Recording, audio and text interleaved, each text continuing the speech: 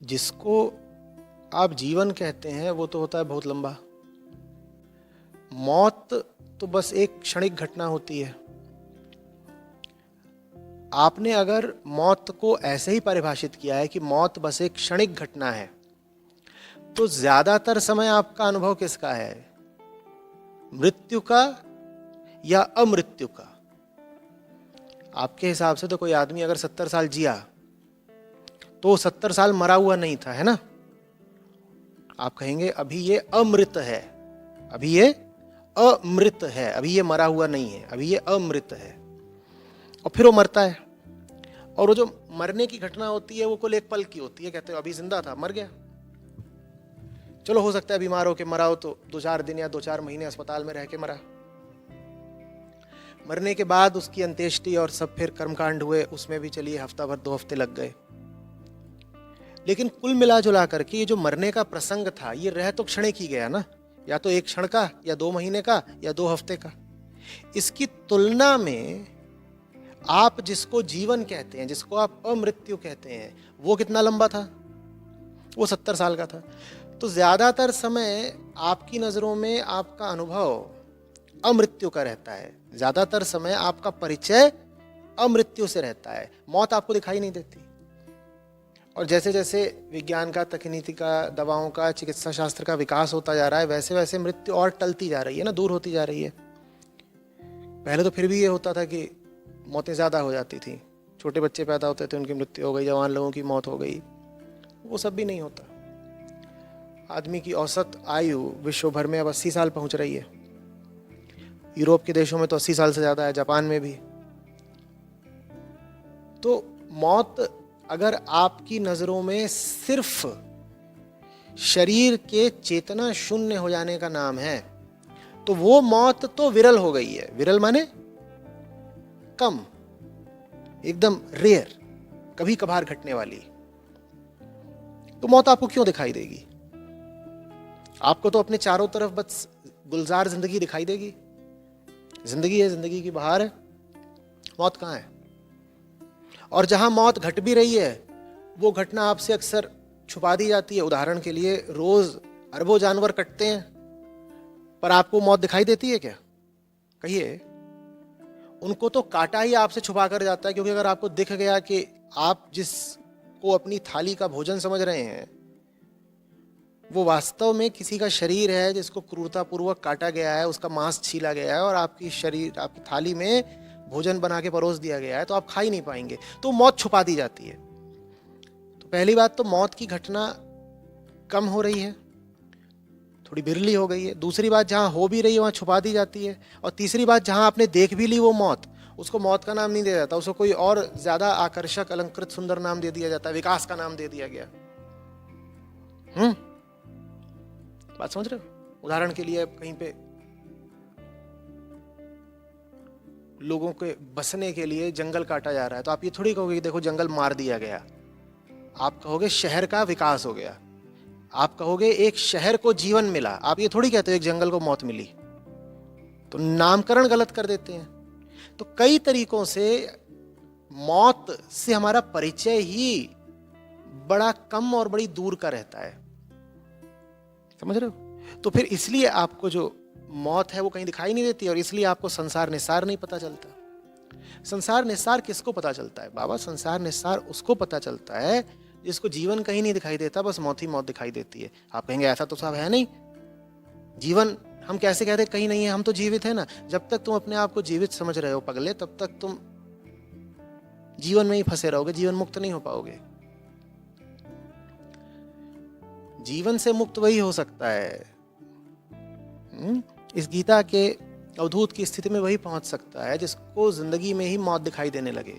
जो इंतजार ना करे कि प्राण पखेरु उड़ने का समय आएगा तब अपने आप को मुर्दा मानूंगा, जो कहे कि मैं तो अभी ही मुर्दा हूं, मुझ में ऐसा है कहां कुछ जिसको मैं जीवित बोल सकूं, इसको जिंदगी कहते हैं। मैं बचपन में एक गाना सुना करता था, अमिताभ बच्चन की आवाज में था, जिसमें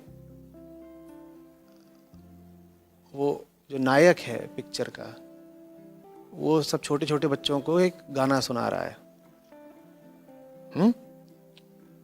कुछ ऐसे शुरू होता था, घने जंगलों से गुजरता हुआ मैं चला जा रहा था। अमावस की वो रात थी, ऐसे करके, घने जंगलों से गुजरता हुआ मैं चला जा रहा था, ऐसे। मेरे पास आओ मेरे दोस्तों, एक किस्सा सुनाऊं। वो सब छोटे छोटे बच्चे हैं।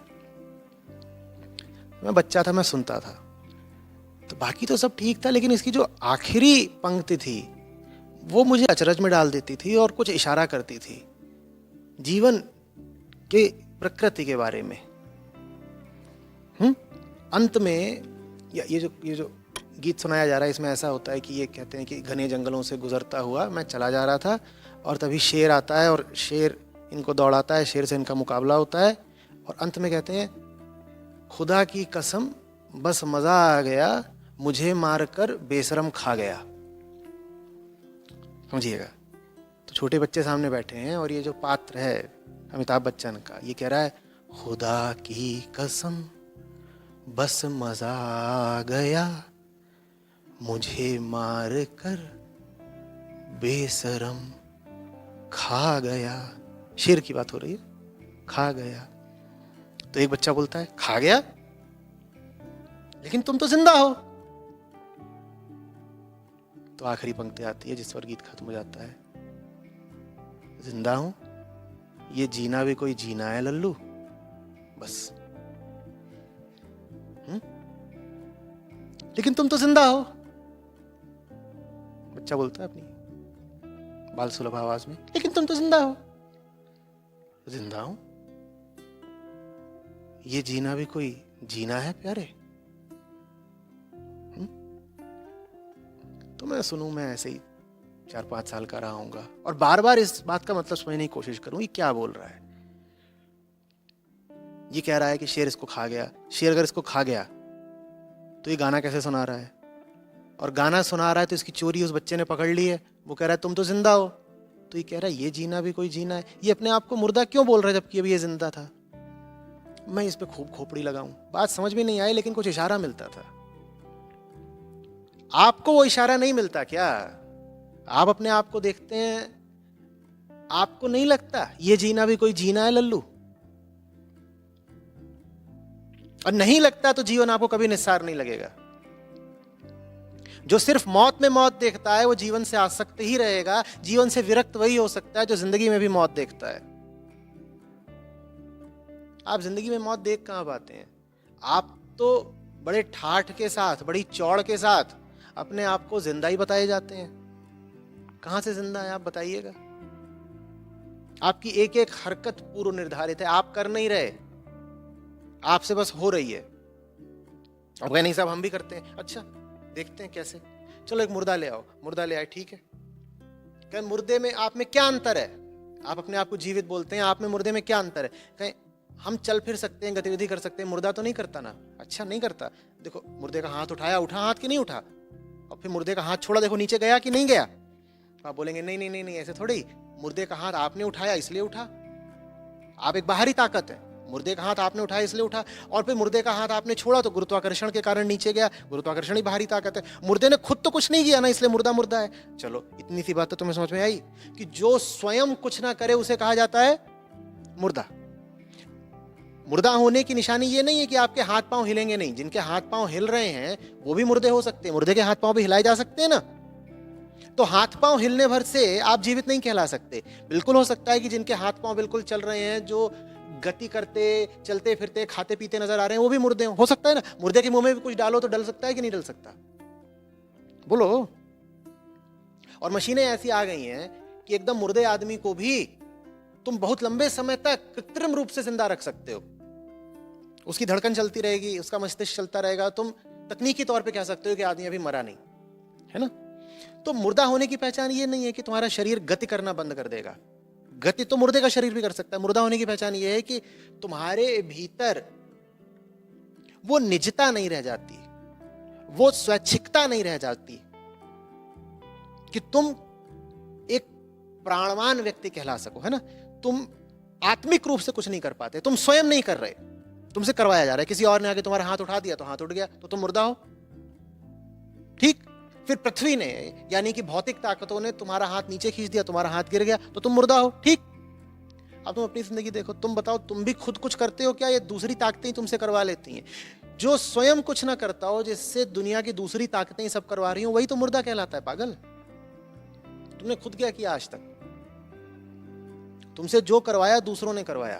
तुम कहोगे नहीं, हमारे बहुत सारे निर्णय तो हमारे रहे, हम खुद करते हैं, ये है वो है, दुनिया भर की गाथा सुनाओगे। ये जो तुम कह रहे हो ना कि तुम्हारे निर्णय हैं, तुम्हारे विचार हैं, तुम्हारी इच्छाएं हैं, वो सब भी तुम्हारे भीतर दूसरों ने भर दिए हैं। तुम कहां हो इन सारी चीजों में? जानते हो, मुर्दे डकार भी लेते हैं। मुर्दे के पेट में अगर गैस भरी हुई है और तुम पेट दबा दो, मुर्दा डकार ले लेगा। माने कि शरीर से संबंधित भी जो गतिविधियां हो रही हैं, अब वो जो डकार है वो किसी बाहर वाले आदमी ने तो नहीं उसमें डाल दी, शरीर कर रहा है ना।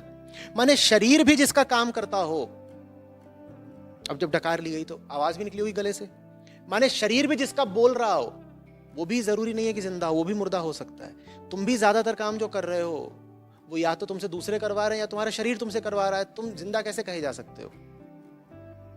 तुम जो कुछ भी कर रहे हो या तो तुमसे समाज करवाता है या तुमसे तुम्हारा शरीर करवाता है। तुम जिंदा कैसे कहे जा सकते हो बताओ? जब तक तुम झूठ मूठ ही अकड़ करके अपने आप को मानते रहोगे कि मैं जिंदा हूं, मैं जिंदा हूं, तब तक तुम्हें जीवन निस्सार दिखेगा ही नहीं। जीवन निस्सार उसी होशियार आदमी को दिख सकता है जिसमें ये दृष्टि है कि वो देख पाए कि मैं लगता तो हूं जिंदा, हूं बिल्कुल मुर्दा, क्योंकि आत्मा से नहीं चलता मेरा जीवन। या तो सामाजिक प्रभावों से चलता है या शारीरिक प्रभावों से चलता है। जिसका भी जीवन समाज से चल रहा हो या शरीर से चल रहा हो, वो मुर्दा कहलाता है। हाथ तुम्हारा किसी ने उठा दिया, किसने उठा दिया? किसी व्यक्ति ने उठा दिया, तो ये सामाजिक प्रभाव है। और उसके बाद अपने ही वजन के कारण तुम्हारा हाथ नीचे गिर गया, ये शारीरिक प्रभाव है। समझ में आ रही बात? आम आदमी का जीवन ऐसे ही चलता है। उससे पूछो कुछ भी तूने क्यों किया, तो कहेगा मैंने किया, उसने नहीं किया। या तो समाज ने करा, शरीर ने करा, दोनों ने मिलकर करा। उदाहरण के लिए, आपने कोई आदमी औरत देखा, उसको देखने के कारण आपके शरीर में उत्तेजना बढ़ गई, आपके शरीर में रसायनों का, हार्मोन्स का प्रवाह होने लग गया, तो आप कहते हो आपको प्रेम हो गया। ये किसने करवाया? शरीर ने करवाया। उसके बाद जब आप ज्यादा हिलने मिलने लग जाते हो उस आदमी औरत से, तो आपको विवाह करना पड़ता है। आप कहते हो मैंने विवाह किया, पर आपने विवाह नहीं किया। किसने करवाया? समाज ने करवाया। प्रेम शरीर ने करवाया, विवाह समाज ने करवाया। जिसको आप प्रेम बोलते हो वो वास्तव में बस एक शारीरिक घटना थी। प्रेम शरीर ने करवाया और शादी समाज ने करवाई। लेकिन दोनों ही चीजों में आपका दावा क्या रहता है? साहब मैंने इश्क किया और फिर मैंने शादी की। आपने कुछ नहीं किया पांडु, आप हो ही नहीं, आप मुर्दा हो। मुर्दा कुछ कर सकता है?